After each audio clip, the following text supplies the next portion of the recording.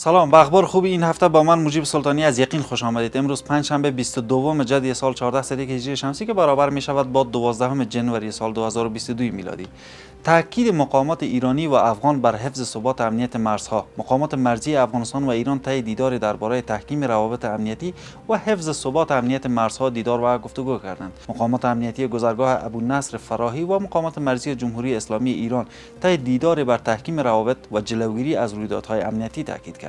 بر اساس گزارش‌ها در این دیدار که در نقطه مرزی دو کشور انجام شد، مولوی سید احمد ساجد کمیسر گمرک ابوالنصر فراهی اظهار داشت هیچ کس اجازه نخواهد داشت امنیت مرزی دو کشور را مختل کند. وزارت دفاع میگوید جان ده‌ها تن از مسافرانی که از اثر برفباری شدید در سالنگ‌ها و ولایت‌های شمال گیر مانده بودند را نجات داده است. به گفته این وزارت روز گذشته 5 اراده موتر همراه با مسافران آن در منطقه اولنگ ولسوالی سالنگ ولایت پروان زیر برف و سرمای شدید گیر مانده بودند که از سوی نیروهای فرقه شهید آفتاب قلوردی 313 مرکزی نجات داده شدند. در همین حال 14 تن از باشندگان ولسوالی فیض آباد ولایت جوزجان نیز توسط چرخبال‌های MI 17 لوای هوایی بلخ نجات داده شدند.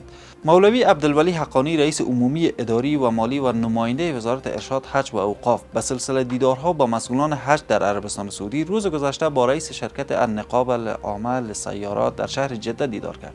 وزارت ارشاد حج و اوقاف در صفحه توییترش نگاشته است که در این دیدار روی مسائل حمل و نقل حجاج و فراهم آوری سهولت‌های لازم حین ادای مراسم حج فرضی گفتگو شده است. ندام محمد ندیم میگوید که در میدان علوم معاصر نیز باید به خودکفایی برسیم. وزیر تحصیلات عالی امارات اسلامی افغانستان میگوید که آزادی تنها در میدان جنگ و شکست دشمن نیست و باید در میدان علوم معاصر نیز به خودکفایی برسیم. آقای ندیم در دانشگاه کابل گفت اگر ما کشور آزاد و مستقل میخواهیم باید در میدان علوم عصری و تحصیلات عالی به خودکفایی برسیم که به آن متعهد هستیم. و خبر اخیر این که یک کارخانه در قندهار روزانه 5000 بیل تولید میکند. یک کارخانه تولید در ولایت قندهار روزانه به ظرفیت 5000 بیل تولید میکند. مسئول این کارخانه میافزاید که با اضافه شدن ماشین‌های جدید و برطرف شدن مشکلات برق روزانه 15000 بیل تولید خواهند کرد. از سوی دیگر سید انور امانی رئیس صنایع و معادن ولایت قندهار میگوید که این کارخانه زمینه کار را برای شماری از باشندگان این ولایت فراهم کرده است و چنین کارخانه‌های برای تولید داخلی و اشتغالزایی مفید میباشد. اخبار خوب هفته دریچه انعکاس وقایع خوب در یک هفته اخیر است که از یقین نیوز در روزهای پنجشنبه نشر میشود. در این برنامه